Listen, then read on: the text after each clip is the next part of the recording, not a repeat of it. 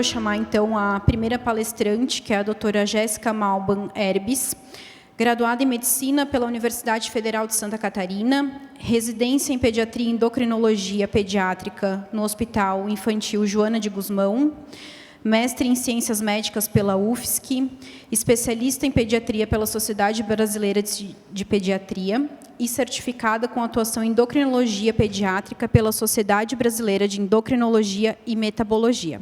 Eu vou falar hoje sobre um tema muito importante, um pouco indigesto pós-almoço, que é obesidade infantil, oportunidades para prevenção e tratamento para o pediatra. Então, alguns fatos muito alarmantes sobre a obesidade. A obesidade entre crianças e adolescentes aumentou 244% nos últimos 30 anos. Isso foi, inclusive, mais do que na faixa etária dos adultos. No mundo, em 2022, 1 em cada 8 pessoas vivia com obesidade e mais de 390 milhões de crianças e adolescentes de 5 a 19 anos estavam acima do peso, sendo que destes, 160 milhões viviam com obesidade. Em 2024, 35 milhões de crianças menores de 5 anos estavam acima do peso.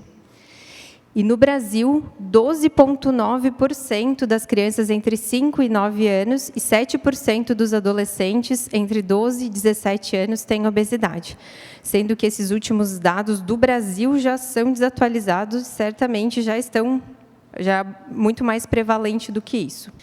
E quais são as consequências dessa prevalência de obesidade entre as crianças e os adolescentes? Nos adolescentes que têm obesidade, existe uma chance de 1,4 vezes maior de ter diabetes, 1,7 vezes mais chance de ter asma, 4,4 vezes mais chance de hipertensão e 26,1 vezes mais chance de ter esteatose hepática. As crianças com obesidade, é estimado que 1 a cada 3 tenham algum sinal de depressão. E em 2021, no mundo, existe uma estimativa de que 3,7 milhões de mortes foram associadas ao excesso de peso, sendo que esse excesso de peso causa mortes associadas a causas cardiovasculares, câncer e muitas outras complicações que nós já estamos habituados a ver nos adultos e cada vez mais prevalentes também nas crianças e adolescentes. Nós sabemos que a obesidade é uma doença genética, mas é uma minoria dos casos de obesidade que é causada por mutação em apenas um gene, que nós chamamos de obesidade monogênica.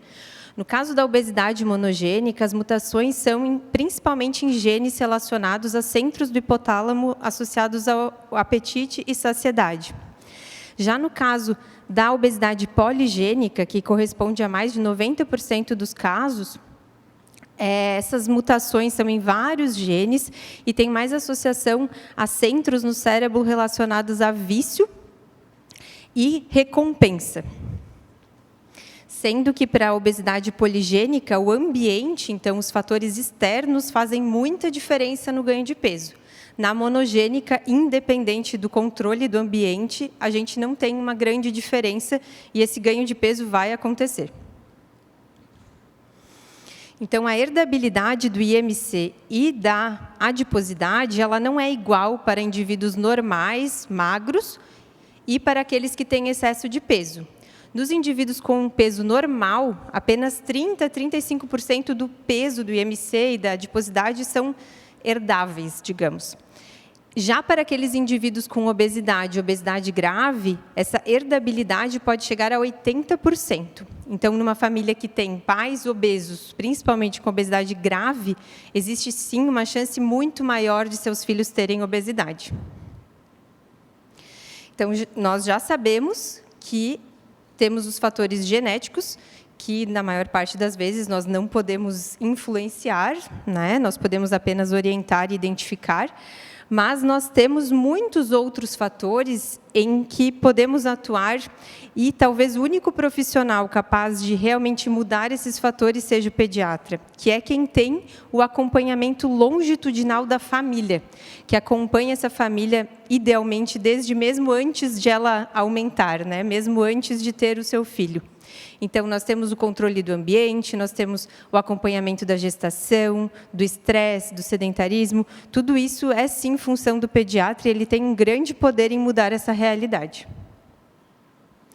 E esse acompanhamento, o ideal seria que já começasse antes da família ter o seu filho, mesmo no período pré-gestacional, pré-concepcional.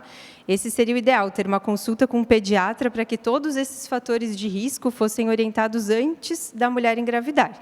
Não é a nossa realidade, já é difícil conseguir uma consulta pediátrica pré-natal, as famílias ainda não têm esse hábito, mas ela é fundamental, porque nós precisamos conhecer a família que vamos acompanhar, precisamos conhecer os fatores genéticos que essa família tem, uma história de obesidade grave, história de familiares que fizeram cirurgia bariátrica, já deve acender um alerta para os hábitos familiares que essa família terá.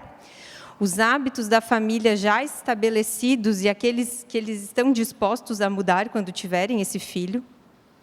O estado nutricional materno, que é o fator que mais se associa à obesidade infantil. E não só pelos fatores genéticos, que nós já conhecemos, mas porque a mãe é, geralmente, a principal cuidadora, então é aquela que determina o hábito da criança, muitas vezes é aquela que organiza a atividade física da família, é que faz compras, e que vai acabar transmitindo esse hábito para a criança. Então, o estado nutricional materno é a informação mais importante que a gente tem nesse momento.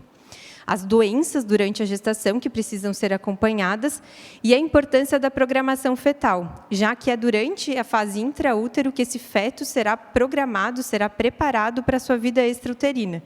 Se ele vive em um ambiente de escassez de nutrientes, por exemplo, um bebê que tem uma restrição do crescimento intrauterino, ele é programado para acumular nutrientes.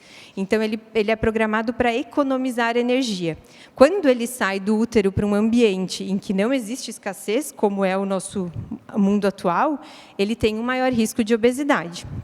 Da mesma forma, uma mãe que já tem, durante a gestação, obesidade, diabetes, ela muda o metabolismo do seu bebê ainda intraútero. Então, todos esses fatores durante a gestação, estresse, ganho ponderal materno, diabetes, os disruptores endócrinos, metais pesados, vão afetar essa gestante. Nós já sabemos que as modificações epigenéticas fazem muita diferença. Então, não é apenas o que vem geneticamente, mas a forma como esse DNA será expresso por mecanismos, principalmente de metilação. O tabagismo, por exemplo, aumenta em 50% a chance de ter obesidade. Então, são todos fatores que podem e devem ser orientados ainda na fase pré-natal. E essas modificações, elas podem, inclusive, ser herdadas, né? Podem ser transmitidas. Em relação ao nascimento, a família, claro, vai acabar, atualmente, quase que decidindo a via de parto, né? Então, já sabemos que a cesariana aumenta o risco de obesidade na infância, então isso é um fator que pode ser orientado para a família decidir, né, em relação à cesárea eletiva, principalmente, e muito disso tem a ver com a questão da formação da microbiota. O aleitamento materno também influencia muito na questão da obesidade, já que nos primeiros meses de vida da criança, a leptina será transmitida da mãe para o bebê, e já se estudam alterações epigenéticas, inclusive no gene da leptina, em crianças que são amamentadas. Então, todo esse mecanismo de saciedade vai ser influenciado pelo aleitamento, a própria alimentação da mãe e a composição do leite, e também a duração de aleitamento. Quando nós temos um bebê que não foi amamentado comparado com aquele que recebeu 1 mês de aleitamento, existe a maior redução de risco. Então, qualquer tempo de aleitamento já é bom. E por que tudo isso é tão importante, né? Por que é importante falar sobre os hábitos com a família? Porque os hábitos mudam muito pouco no decorrer da infância. Esse estudo, com quase 20 mil crianças que nasceram em 2000, teve entrevistas ao nascimento, com 9 meses, 3 anos, 5 anos e 7 anos. E mostrou que os hábitos praticamente não mudaram. As famílias que tinham hábitos saudáveis persistiram saudáveis, e as que não eram saudáveis persistiram não saudáveis. E a influência desses hábitos na adiposidade das crianças só cresce com o passar do tempo. 7% com 3 anos e 11,3% com 7 anos. Essa imagem é de uma revisão sistemática de 2025, que também avaliou essa questão da variação dos hábitos no decorrer do tempo. E dividiu, em relação à atividade física, comportamento sedentário, dieta e sono, em hábitos saudáveis, não saudáveis e mistos. E o que nós podemos ver é que eles praticamente não variam no decorrer do tempo. Então, o que precisamos, de fato, é orientar os hábitos muito precocemente para que eles, de fato, sejam saudáveis. Alguns cuidados especiais, como eu falei, em relação à programação metabólica do feto, os pequenos para a idade gestacional têm um risco maior, principalmente porque, quando eles têm um ganho muito rápido de peso, eles têm maior risco de obesidade e risco cardiovascular. Na introdução alimentar, nós temos uma chance única de estimular essa criança a ter um paladar variado e respeitar os seus mecanismos de saciedade que são perdidos no decorrer da vida. A exposição a bebidas adoçadas, que atualmente é muito precoce e tem uma relação direta com a prevalência de obesidade. A privação de sono, que pode atrapalhar mecanismos relacionados à leptina, ao cortisol, e também influenciar na questão de saciedade no futuro. Com licença. Essa campanha da OMS sugere que as crianças deveriam ter pelo menos 60 minutos ao dia de atividade física de moderada a vigorosa. Parece pouco, mas, atualmente, as crianças precisam quase que serem forçadas a sair de casa. Então, 60 minutos já é bastante coisa e é o mínimo necessário. Muito obrigada. Então, nós já fizemos todas essas orientações, espero, durante o acompanhamento da criança, mas, além disso, nós precisamos acompanhar a antropometria. O diagnóstico de obesidade é feito através do IMC, e, no caso das crianças menores de 5 anos, pela relação entre peso e altura, sendo que sobrepeso é considerado acima de 2 desvios padrão e acima de 3 desvios padrão, obesidade. Acima dos 5 anos, nós podemos usar o IMC. No gráfico da OMS, consideramos sobrepeso acima de 1 desvio padrão e acima de 2 desvios padrão, consideramos obesidade. E no gráfico do CDC, acima do percentil 85, sobrepeso, e acima do percentil 95, obesidade. O IMC, no caso das crianças, é um bom parâmetro para avaliar a adiposidade.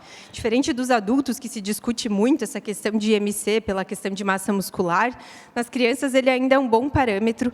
E, muito dificilmente, uma criança que tem um IMC abaixo do percentil 85 será uma criança com grande adiposidade, e muito dificilmente uma criança que tem um IMC acima do percentil 95 não será uma criança com uma alta adiposidade. Então, é um parâmetro confiável. Mas, mais do que medir, colocar no gráfico, é muito importante acompanhar, porque uma medida única, ela não nos fornece uma ideia da trajetória dessa criança. Então, um IMC que está exatamente na média não deve ser tranquilizador, porque ele pode ter sido o resultado de uma aceleração muito grande do peso, e se não fizermos nada nesse momento, o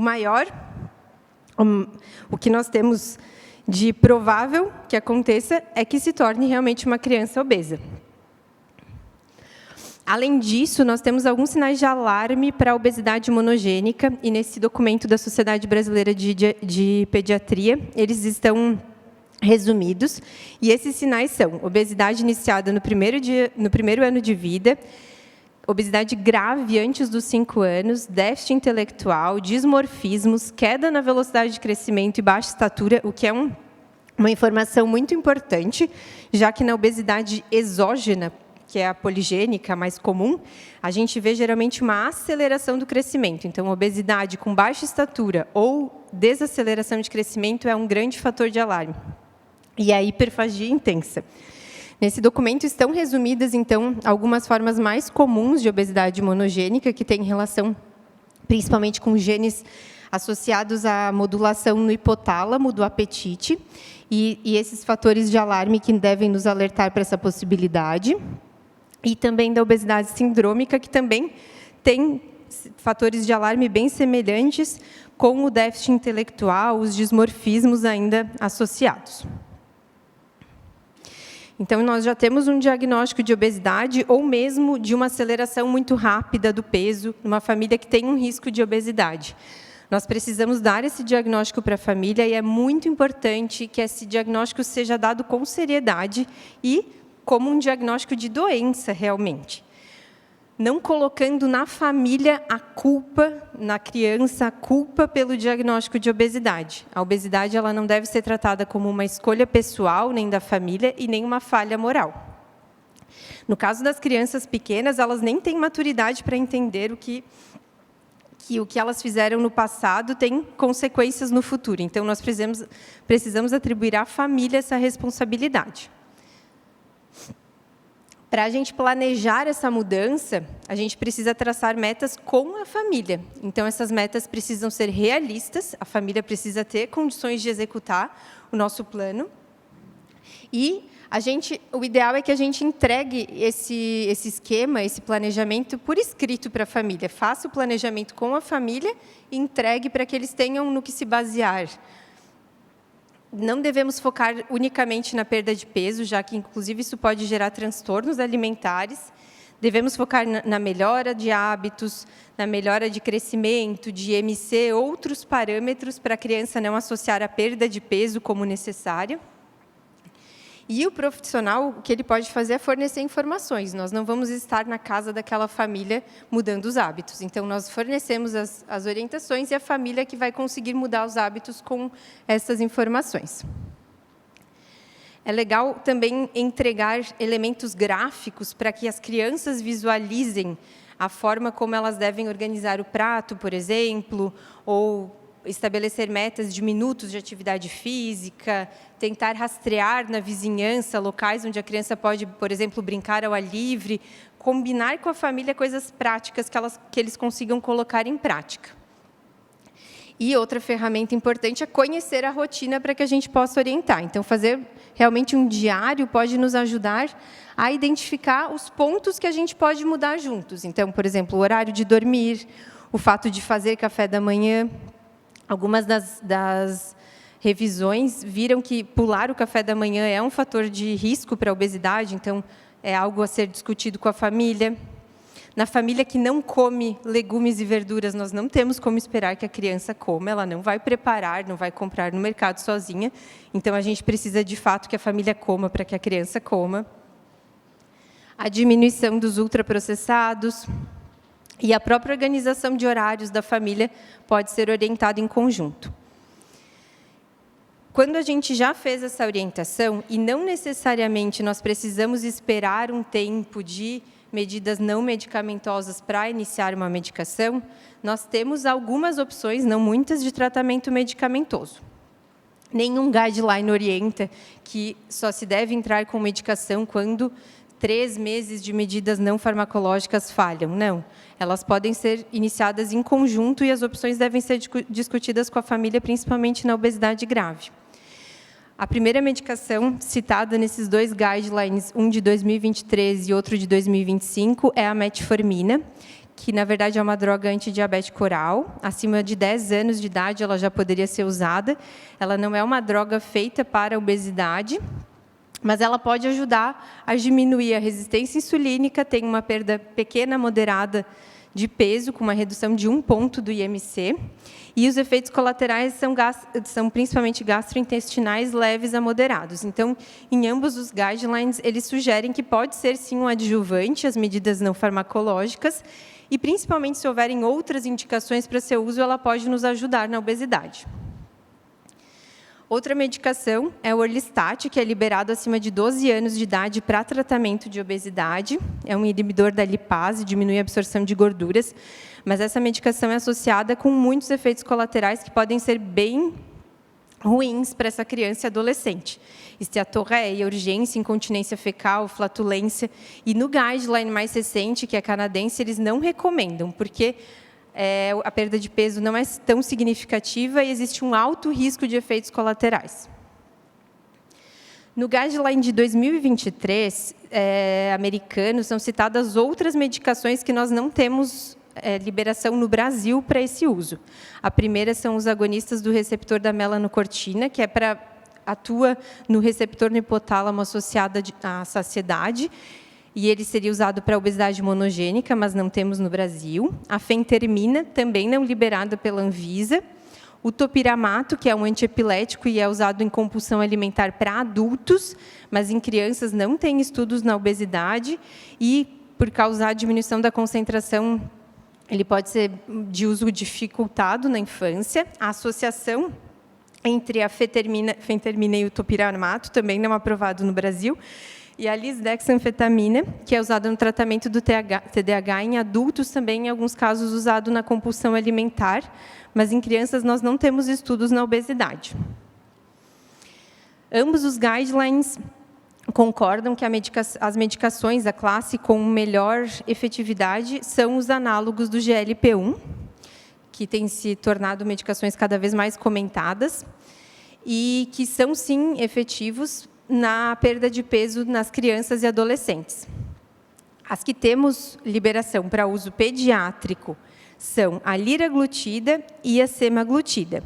A liraglutida é a que temos liberação há mais tempo, desde 2020, e ela mostrou uma perda de peso significativa, acima de 5%, em 43,3%, e acima de 10%, em 26,1% dos pacientes que usaram. E se nós prestarmos atenção no placebo, já teve uma perda de peso bem significativa. Só que as intervenções não medicamentosas feitas nesses grupos são muito além do que a gente consegue fazer na nossa prática. É um acompanhamento muito intensivo com psicólogo, nutricionista, atividade física. Então, essa perda de peso já é com uma intervenção muito boa de hábitos de vida. A semaglutida, ela mostrou uma perda de peso ainda maior do que a liraglutida. Ela foi liberada mais recentemente, mas o estudo foi feito com 68 semanas e não com 56, como na liraglutida. Então, a comparação ainda não é possível nas crianças. E nós só temos uma comparação de liraglutida e semaglutida para adultos, em que a liraglutida teve uma perda de peso menor, mas a semaglutida teve mais efeitos colaterais gastrointestinais do que a liraglutida. Nós não temos ainda essa comparação para as crianças. Então, o GLP-1, que é o peptídeo semelhante ao glucagon, é um hormônio sintetizado na mucosa intestinal, na ilhota pancreática e nos neurônios do núcleo do trato solitário. E ela é uma incretina com ação fundamental, principalmente no controle glicêmico. Aumenta a secreção de insulina, diminui a secreção de glucagon, aumenta gasto energético e aumenta a secreção de somatostatina, que diminui as enzimas pancreáticas e ácido gástrico e diminui o esvaziamento gástrico. Então, ele acaba causando, o principal efeito colateral é aumentando a saciedade, aumentando o gasto energético, e aumentando a secreção de insulina, melhorando, inclusive, a vida das ilhotas pancreáticas. Então, é um hormônio muito importante para o controle glicêmico e para essa questão de gasto energético. Mas os receptores estão presentes em muitos outros tecidos, e a importância do GLP-1 tem sido estudada para muitas outras áreas da medicina também. Só que o GLP-1 endógeno ele tem uma ação muito curta, por 1 ou 2 minutos, porque ele sofre degradação pela DPP-4. Então, os análogos de GLP-1 têm modificações estruturais para que eles não sofram essa degradação e tenham uma vida longa, o que faz com que eles tenham uma ação tão importante. Tanto a liraglutida quanto a semaglutida são liberados para crianças com idade igual ou acima de 12 anos, com obesidade pelos critérios clínicos e peso acima de 60 quilos. E algumas contraindicações são história de carcinoma medular de tireoide, porque principalmente em camundongos foi percebido essa associação de risco. Cuidado em pacientes com história de pancreatite, porque pode aumentar o risco de pancreatite e colilitíase. Em pessoas com doença renal ou hepática graves, insuficiência cardíaca grave, retinopatia diabética, que seria um risco de diminuir muito rapidamente os níveis de glicemia. E não é um substituto para a insulina no diabetes tipo 1. Os efeitos colaterais são principalmente gastrointestinais, e eles acontecem principalmente na fase de escalonamento de dose, que no caso da liraglutida dura 4 semanas e da semaglutida 16 semanas. Então, nesse início do tratamento, geralmente os pacientes acabam tendo principalmente náusea. Mas esses efeitos colaterais geralmente são leves e não levam à descontinuação do tratamento. E, como eu comentei antes, são mais comuns na semaglutida do que na liraglutida. Nós ainda não temos estudos a longo prazo com essas medicações. E uma pergunta que eu ouço com frequência no consultório não existe medo de prescrever uma medicação assim para crianças? Nós não sabemos qual é o futuro, quais serão as implicações. Os estudos que nós temos não mostraram grande influência na parte de crescimento, maturação óssea, puberdade.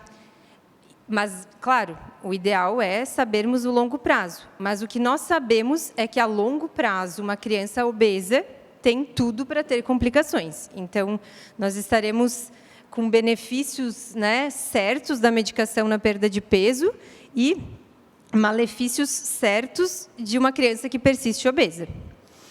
Para o futuro, nós temos estudos já mostrando o uso da liraglutida entre 6 e 12 anos, e teve bons resultados em relação ao placebo e sem esses impactos negativos, que são uma grande preocupação nessa faixa etária menor. E já tem também estudo com diabetes tipo 2 para tirzepatida, mas que ainda não foi liberado esse estudo. Nós temos ainda a opção do tratamento cirúrgico, que seria indicado segundo o nosso Conselho Federal do Brasil de Medicina, seria para crianças e adolescentes acima de 16 anos, pelos mesmos critérios dos adultos, mas isso considerando maturidade, suporte social, suporte familiar, suporte de serviços de saúde, o que é bem difícil de avaliar nessa faixa etária. E para adolescentes entre 14 e 16 anos, só para casos de obesidade com IMC acima de 40, com complicações que coloquem em risco a vida. Já no guideline canadense, o tratamento cirúrgico já seria considerado acima dos 13 anos, de acordo com uma avaliação multidisciplinar.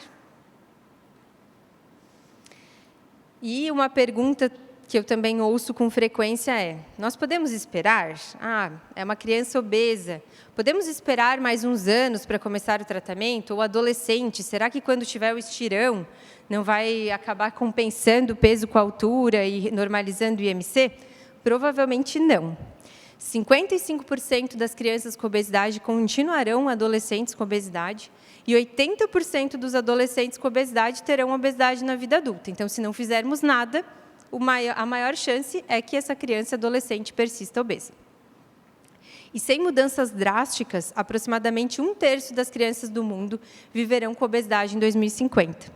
Então, se nós, pediatras, não mudarmos essa realidade, infelizmente, é com isso que nós teremos que lidar. Nos nossos consultórios, na nossa saúde pública, com todas as complicações da obesidade. Obrigada. Obrigado pela palestra, né? Eu tenho um pré-adolescente que ele tem até desculpa, eu não sei qual é a síndrome genética. Ele tem uma síndrome genética muito rara, né? E essa síndrome genética, eu não me lembro qual que está associado dentro da descrição da síndrome, aumento do apetite, né? E eu até falei para essa mãe que ia trazer alguma coisa para oferecer para ela para controle do apetite dessa criança. Teria o que pode se usar ele deve estar com uns 11 anos. Então, os análogos do GLP-1 atuam também nos centros de apetite, melhorando saciedade, diminuindo apetite. No Brasil, é o que nós temos para usar em relação a isso. Assim. As outras medicações que são mais focadas na obesidade monogênica, que não sei se é o caso, talvez seja sindrômica, né? Para a obesidade monogênica, nós não temos liberação no Brasil, que seria mais focado realmente nos centros do hipotálamo, no receptor, mas, no caso dos análogos, eles podem, sim, atuar nessa questão da saciedade e ajudar, é o que nós temos de melhor, com melhor efetividade nesses casos. O problema nas crianças sindrômicas com déficit intelectual talvez seja até a aplicação.